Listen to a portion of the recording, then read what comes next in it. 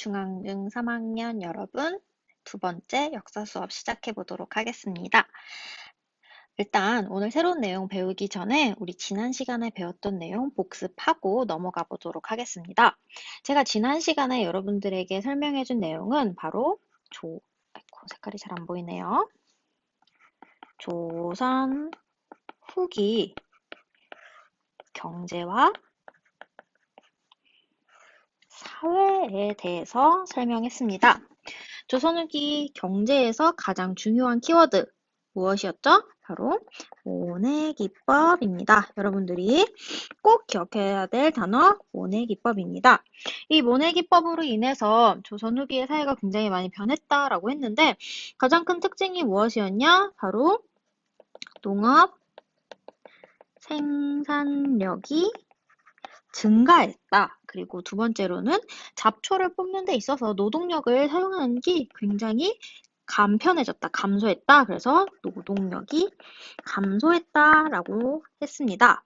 이렇게 되면서 농민들 사이에서도 이제 분화가 시작되는데 대표적으로 부자 농민이다라고 해서 분농, 그리고 땅이 없는 농민들은 이 분농의 땅에 가서 머슴을 하거나 노동자가 되는 일이 벌어지게 되었다라고 했습니다.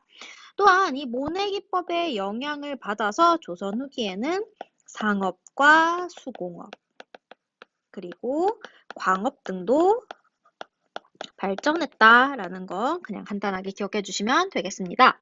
자, 그리고 조선 후기의 사회 모습 한번 볼 건데 이때까지 조선이라는 사회 신분 계층은 피라미드 모양이다라고 했습니다.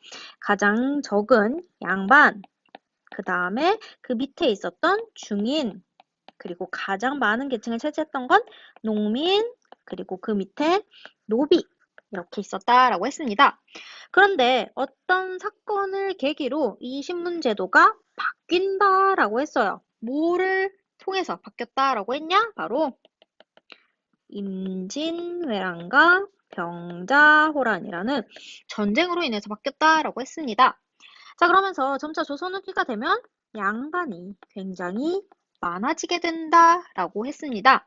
그렇게 양반이 많아지게 된 계기가 된 여러 가지 정책들을 볼 건데 그 정책 중에 하나가 바로 납속책, 국가에 돈을 내고 이제 직위를 사는 납속책, 그리고 공명처, 이것도 역시 이제 국가에 돈을 내고 이제 관직을 사는 거가 되겠습니다.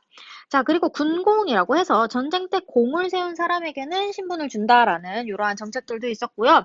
그리고 노비들을 농민으로 만드는 노비 종무법, 그리고 나중에 있는 공노비 해방 등과 같은 걸로 인해서 조선 후기의 신분 제도가 점차 변화하고 있다라고 제가 설명했던 것 같습니다. 자, 이 중에서 가장 잘 기억해야 될 거 여러분들 모내기법 다시 한번 강조하고 다음으로 넘어가 보도록 하겠습니다. 자, 그러면 오늘 배울 내용의 가장 중요한 키워드 여기 나와 있죠? 실학이라는 것입니다. 오늘 기억해야 될 키워드 실학. 그렇다면 이 실학이라는 것이 무엇인지에 대해서 같이 한번 보도록 하겠습니다. 자, 실학이라는 건 우리가 그냥 간단하게 말하면 성리학의 문제점을 해결하기 위해서 나온 학문이다라고 보시면 되겠습니다. 여러분들 조선 하면 유교국가, 유교하면 성리학이죠. 바로 이 조선의 기틀이라고 볼 수 있는 성리학의 문제점이 조선 후기가 되면 드러나게 됩니다. 성리학이 점점 힘이 세지자 얘네들이 굉장히 이기적인 학문으로 변하게 돼요. 여기서 말하는 이기적인 학문이라는 것은 성리학 말고 나머지 학문, 나머지 종교는 다 별로야, 다 버려 라고 하는 이런 식으로 다른 것들을 배척하는 그런 성격을 가지게 됩니다. 그리고 더 큰 문제점은 뭐냐면 현실의 문제점을 인식하지 않고 자기들끼리 책상에 앉아서만 탁상 공론을 한다라는 것이에요. 실제로 조선 후기에 여러 가지 문제점이 있는데 이러한 문제점을 해결하려고는 하지 않고 자기들끼리 책상에 앉아서 이런 게 문제점인 것 같아, 이런 게 문제점인 것 같아 말로만 하지 실제 문제점을 해결하려는 노력을 보이지 않았다라고 해요. 그런 것을 한심하게 봤던 사람들이 있어요. 우리는 그들을 실학을 하는 학자들이다라고 해서 실학자들이라고 합니다. 그래서 우리는 실학이라는 단어는 실용적인 학문이다라는 걸 줄여서 이제 실학이라고 해요. 그래서 그 실학자들이 등장하게 되는데, 실학은 크게 농업을 바탕으로 실용적인 개혁을 해야 된다라는 입장과, 아니다, 상업을 발전으로 실용적인 개혁을 해야 한다라는 입장, 그게 두 가지로 나뉘게 됩니다. 우리는 지금부터 그 두 가지 개혁 한번 나누어서 살펴보도록 하겠습니다.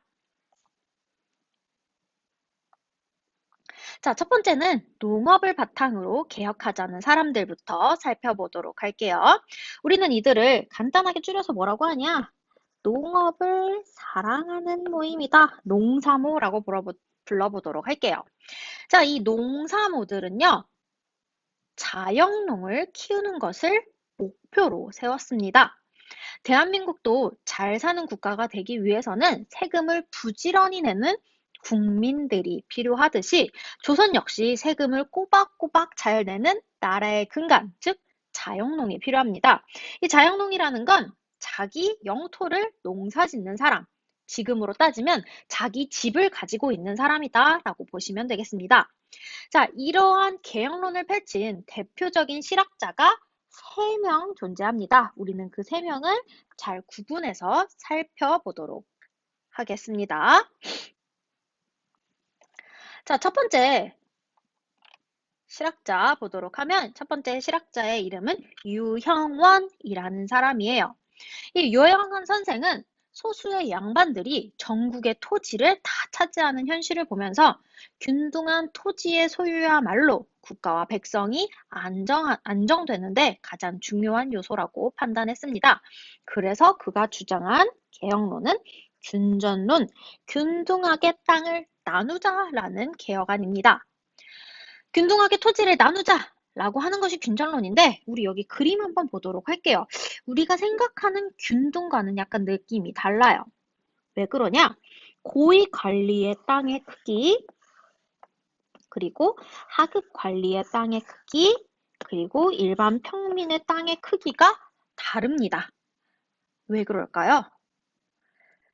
유형원이 봤을 때 이건 분명히 균전론이에요. 그런데 이때 당시에 신분제가 나뉘는 것이 너무나 당연했기 때문에 이렇게 신분에 따라서 땅의 크기는 다르지만 모두에게 똑같이 땅을 나눠주자라는 것이 공평하다고 생각해서 제목을 균전론이라고 지었습니다. 우리 입장과는 조금 달라요. 하지만 이때는 신분제가 당연시되었던 사회였기 때문이다. 대신 모든 상민은 똑같이 요만큼, 모든 고위 관리는 똑같이 요만큼, 모든 하급 관리는 똑같이 요만큼 이렇게 되기 때문에 균전론이다 라고 지칭했던 것 같습니다. 자, 그럼 다음으로 넘어가 보도록 할게요. 다음은 이익이라는 선생님이에요. 우리 이익이라는 선생님은 안산 사는 여러분들이라면 한 번씩은 들어봤을 겁니다. 왜냐? 여기 보시면 바로 이 이익 선생님이 안산 토박이, 안산의 자랑이기 때문이에요. 그래서 안산시의 글을 기리는 실학과 관련된 박물관도 있어요. 여러분들이 여름방학에 한번 가보시면 좋을 것 같습니다. 여튼 이익 선생은 유형원과 마찬가지로 조선에서 일어나는 문제점들의 원인은 토지 분배가 제대로 되지 않았기 때문이다 라고 생각합니다. 그래서 그가 주장한 개혁안의 이름은 한전론이라는 건데, 바로 한계가 있다라는 거예요. 어떤 한계가 있냐? 바로 모든 사람들, 모든 조선에 살고 있는 사람들은 팔지 못하는 영업전이라는 땅을 모두가 갖고 있어요. 이 땅은 조선의 농민 이상이면 누구나 가지고 있는 것입니다. 자, 이 영역을 제외한 나머지 땅은 사고 팔고 니들 마음대로 해라. 대신 이 영업전만은 모두가 고유의 토지로 갖고 있자라는 말입니다. 즉, 이렇게 되면 아무리 가난해도 최소한의 토지는 가질 수 있게 된다라는 겁니다. 아시겠죠, 여러분? 네, 그래서 한전론, 농가마다 영업전을 지정하자. 그리고 나머지는 사고, 팔고, 그건 니들이 마음대로 해라. 라고 하는 것이 바로 이익 선생의 주장이다. 라고 보시면 되겠습니다. 자, 그리고 이 농업 중심 개혁론자의 가장 유명한 사람이자 가장 급진적인 개혁안을 들고 온 사람이 있으니 바로 그가 여러분들도 많이 들어보셨을 겁니다. 정약용이에요. 이 정약용 선생 하면 떠오르는 왕이 있어요. 여러분들 중2 마지막에 배웠는데 바로 그쵸. 이 정약용 하면 같이 떠오르는 바로 정조라는 왕이 있죠. 정조가 사랑한 남자 바로 정약용입니다. 그는 정조가 죽고 나서 천주교를 믿는 집안이라는 이유로 나중에 귀향을 가게 되는데 그가 귀향 가게 된 곳이 바로 전남 강진이라는 웬 촌구석이에요. 아무래도 산골짜기에 귀향을 가서 그가 살다 보니까 농민들의 삶이 자기가 생각한 것보다 굉장히 어렵다라는 것을 알게 되고 이를 해결하기 위해서 여전론이라는 것을 제시하게 됩니다. 하지만 여전론은 토지의 사유화를 인정하지 않고 공동으로 소유한 토지를 경작하고 그 토지에서 나오는 수확물을 똑같이 분배하자. 즉, 어떻게 보면 공산주의적 방식의 이론을 제시하게 됩니다. 그래서인지 현실과는 너무 동떨어진 개혁안이라고 볼 수 있어요. 그래서 그는 이를 수정하기 위해서 정전제라는 것을 주장하게 됩니다. 이 그림에서 나오는 게 바로 정전제라고 볼 수 있는데요. 자, 정전제라는 건 뭐냐면 8개의 집을 세트로 묶어요. 세트. 8개의 집을 세트로 묶습니다. 자, 그래서 이 세트 8집에게 하나, 둘, 셋, 넷, 다, 일곱, 여덟 각각의 토지를 나눠주게 되고요. 그리고 또 여기 하나는 공동으로 경작할 수 있게 그래서 총 8집에 9개의 땅을 분배해주게 됩니다. 그렇게 되면은요. 여기서 수확하는 건 자기가 갖고 그리고 공동 경작하는 여기 거는 공동 경작한 다음에 세금으로 내는 그러한 방식이 바로 정전제다라고 보시면 됩니다. 왜 이름이 정전제냐? 바로 여러분들 많이 보셨을 거예요. 여러분들이 핸드폰에서 보이는 우물정자 모양으로 땅을 나눠서 분배한다라고 해서 정전제다라고 보실 수 있겠습니다. 자, 여기까지 지금 농업 중심 개혁론자 3명에 대해서 살펴봤습니다. 첫 번째로 균전론을 주장한 유영원, 그 다음 한전론을 주장한 이익, 그리고 마지막에 정전제를 주장한 정약용, 이렇게 3명의 실학자들 꼭 기억해 두시길 바라겠고요. 자, 그럼 이제부터는 상업을 개혁시켜야 된다, 상업을 발전시켜야 된다라고 하는 실학자들에 대해서 같이 한번 살펴보도록 하겠습니다. 상업 중심 개혁론자들은 농업보다는 이제 사회가 변화하고 있으니까 우리도 다른 나라들과 마찬가지로 상업의 발달을 통해서 경제를 발전시켜야 한다라고 주장을 하게 됩니다. 왜냐하면 이때 이미 서양은 산업혁명이 진행되고 있었기 때문이고 공장이 들어서고 있는 상황이었어요. 그런 거에 비하면 우리나라는 뭔가 한참 뒤처지는 느낌을 받았다라고 볼 수 있습니다. 그래서 이를 바탕으로 부자 국가, 즉 부국 강명한 국가를 만들자라고 주장하는 것이 상업 중심 개혁론자들의 목표다라고 볼 수 있는데요. 그러면 구체적으로 어떤 주장을 했는지 같이 한번 살펴보도록 하겠습니다. 자, 첫 번째는 유수원이라는 사람이에요. 조선시대에서 가장 높은 신분은 뭘까요? 그쵸, 당연히 양반, 즉 선비들입니다. 그 다음 농업, 그 다음 나머지 상공업은 천대하던 나라입니다. 왜냐면 유교 국가이기 때문이에요. 근데 유수원은 이게 마음에 안 드는 거예요. 자고로 나라가 돈을 많이 벌려면 농사보다는 장사를 해야 한다라고 생각했기 때문이죠.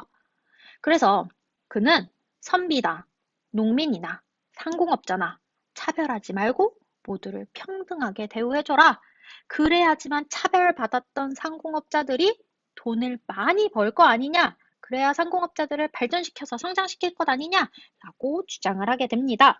그래서 그가 주장했던 건 사, 선비, 농민들, 그리고 공업, 상공업 똑같이 대우해주자. 차별하지 말아라 라고 주장한 것이 바로 유수원입니다. 자, 두 번째는 홍대용이라는 사람이에요. 그는 과학자입니다. 그는 서양의 과학기술이 발전했다라는 사실을 전해 듣고 서양의 과학을 받아들이자라고 이야기합니다.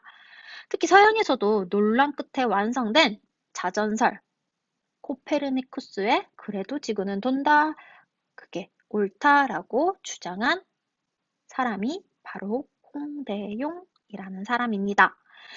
자, 그리고 세 번째로 살펴볼 인물, 바로 박지원이라는 사람이에요. 자, 이 사람 생긴 거 한번 볼게요. 풍채가 남다르죠? 네, 이 사람은 그냥 신분이 아닌 바로 이때 당시 조선 후기에 가장 최고 권력자라고 볼 수 있었던 노론 양반입니다. 그런데 그가 다른 노론들과 다르게 실학을 주장합니다. 자신이 양반이면서도 양반제도를 비판하는데 그가 양반제도를 비판하기 위해서 쓴 소설 양반전이라는 곳에 보면 양반이라는 건 참 쓸모없는 신분이다. 양반은 정말 그냥 겉만 번지르르한 거다라는 것이 굉장히 소설에 잘 반영되어 있습니다. 자신이 양반이면서도 자신의 신분을 비판한다라는 거 굉장히 쉽지 않은 일인데 그가 그렇게 이야기하죠. 또한 화폐를 써야 경제가 활성화한다라고 생각해서 화폐를 쓰자라고 주장을 합니다. 나름 이 중에서 우리가 배우는 총 7명의 인물 중에서 가장 권력자였음에도 불구하고 이렇게 파격적인 주장을 하다 보니까 당연히 받아들여지긴 어려웠다라고 합니다. 자, 마지막으로 살펴본 이분, 바로 박제가라는 사람인데요. 이분의 신분은 서얼입니다. 여러분들, 서얼이 뭔지 혹시 기억나시나요? 바로 반은 양반이고 반은 평민인 신분이죠. 조선의 신분 제도에서는 주목받지 못한 신분인 서열이지만 그런 서얼들의 마음을 알고 등용해준 왕이 있어요. 이 왕은 누굴까요? 그쵸? 그쵸, 여러분? 2학년 때 배웠죠? 바로 이 서얼을 픽한 왕, 바로 정조입니다. 이 박제가도 정조 덕분에 관리에 진출할 수 있었다라고 해요. 이 정조가 등용한 남자 박제가는 북학의라는 자신의 책에서 소비를 해야 경제가 발전한다라고 주장을 합니다. 에? 돈을 쓰는데 경제가 좋아진다? 그게 말이 돼요, 선생님? 이라고 생각하는 학생들이 있죠. 그쵸? 단순히 내 입장에서만 생각해보면 돈을 쓰면 가난해진다라고 생각할 수 있습니다. 하지만 국가 전체적으로는 개인이 돈을 집에 꽁꽁 싸가지고 있는 것보단 돈이 사회에서 돌아야지 경제가 발전할 수 있다라고 보는 거예요. 예를 한번 들어볼게요. 저는 텀블러 사는 게 취미예요. 제가 여러분들 이제 우리 실제로 만나게 되면 항상 다른 텀블러, 물통을 들고 다니는 걸 볼 수 있습니다. 그런데 이제 텀블러가 굉장히 많음에도 불구하고 또 사고 싶어요. 그래도 그때마다 양심은 있어서 항상 고민합니다. 살까 말까? 너무 많이 사는 건 아닌가? 오버하는 건 아닌가? 사치 아닌가? 라고 생각을 해요. 그럴 때마다 저희 어머니께서 항상 말씀하십니다. 네가 돈을 써야 남이 돈을 번다. 아, 정말 띵언이죠. 그렇게 생각하고 저는 그때부터 사고 싶은 게 있다. 눈에 아른거린다. 라고 하면 그래. 나의 소비로 인해 누군가가 돈을 벌겠지. 라는 마인드로 이제 물건을 사게 됩니다. 우리 어머니가 조선 후기에 태어났으면 박제가 못지않은 실학자 정신을 가지고 계셨을 거다라는 생각이 들기도 합니다. 자, 여기까지 이제 상업중심 개혁론에 대해서 살펴보았는데요. 이 상업중심의 개혁론은 훗날 19세기 개화사상에 영향을 미친다라고 합니다. 자, 이 개화사상은 문을 열어 서양의 선진 문물을 수용하자라고 주장을 하는 건데 우리가 지금까지 배웠던 박지원이라는 인물의 손자인 박규수가 나중에 할아버지의 사상을 받아들여 이 개화 사상을 널리 퍼뜨린다라고 해요. 그러니까 박지원, 박규수 이름 잘 기억하도록 하겠습니다. 자, 이러한 실학의 다양한 성격, 특징들을 한번 볼 겁니다. 성격은 다른 말로 특징이다 라고 보시면 돼요. 당시 사회 경제적 변동에 따른 정치, 경제, 사회, 문화 등에 폭넓은 관심을 가졌다. 그리고 신분 차별 등 사회 모순에 대한 비판을 했다. 굉장히 좋은 점이죠. 자, 이 대표적인 인물이 누구였나요? 네, 그쵸. 방금 얘기했던 박지원과 유수원 되겠습니다. 그리고 민생 안정과 부국강병을 위한 토지제도를 개혁했고 상공업 발전을 주장했다라는 점. 그리고 청과의 교역. 청은 당시 중국을 말하는 겁니다. 청과의 교역을 통한 선진 문물을 받아들이자라고 주장했던 것. 바로 박제가라는 사람이 주장을 했습니다. 자, 이러한 특징들을 가지고 있는 실학. 좋은 점도 있지만 한계점도 가지고 있는데요. 우리 좋은 점과 한계점 같이 한번 보도록 할게요. 자, 의 부분이 바로 좋은 점, 긍정적인 면이다 라고 보시면 되는데 조선 후기의 문제점에 대해서 적극적이고 능동적으로 개혁안을 제시했다라는 점은 좋은 점이에요. 하지만 한계점, 여기가 중요합니다. 하지만 실학자 대부분이 제야 인사, 누구만 빼고, 그쵸, 바로 노론이었던 박지원을 빼고는 제야 인사, 즉 권력이 1도 없는 양반들이었다라는 점. 그렇기 때문에 실제 국가 정책에는 반영되기 어려웠다라는 것도 여러분들이 기억해 주시면 좋겠습니다. 자, 그렇다면 여러분들 우리가 오늘 배운 총 7명의 실학자 중에서 여러분들이 가장 마음에 드는 사람은 누구인가요? 자, 여기서 잠시 영상을 일시정지 하시고 학습지에다가 이 7명 중에 원픽은 이 사람이다. 왜 그런가?까지 적어 주시길 바랄게요. 그리고 그 다음에 있는 형성평가까지 풀고 나서 여러분들은 영상 다시 시청해 주시길 바라겠습니다.